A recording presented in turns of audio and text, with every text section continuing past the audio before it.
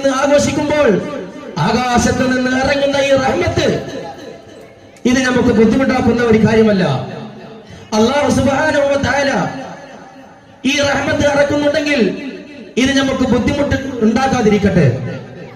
ഞാൻ തീരുമാനിച്ച പരിപാടി അല്ലാഹു സുബ്ഹാനഹു വ തആല ഈ മഴ കാരണം ഇല്ലാതാവുകയില്ല. അല്ലാഹു സുബ്ഹാനഹു വ തആല നമ്മൾ നിശ്ചയിച്ച പരിപാടി മറ്റുള്ള എല്ലാ തടസ്സങ്ങളും ഇല്ലാതെ നല്ല റാഹത്തായി, നല്ല അന്തസ്സായി, നല്ല സന്തോഷത്തോടു കൂടി ഈ പരിപാടി അവതരിപ്പിച്ച് അവസാനിപ്പിക്കാനുള്ള തൗഫീഖ് നമുക്ക് എല്ലാവർക്കും അല്ലാഹു അനുഗ്രഹിക്കട്ടെ. ഇൻഷാ അല്ലാഹു തആല ഞാൻ 3 കാര്യങ്ങൾ പറഞ്ഞുകൊണ്ട് ഇൻഷാ അല്ലാഹ് എന്റെ സംസാരം ഇവിടെ അവസാനിപ്പിക്കുന്നതാണ്.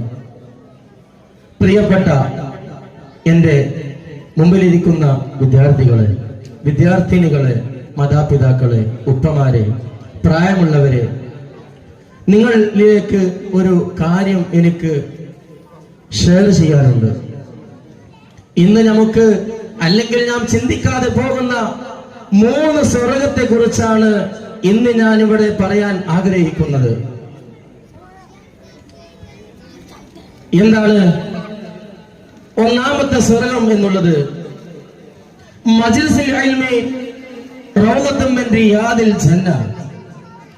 ഇൽമിന്റെ മജ്ലിസ് അഥവാ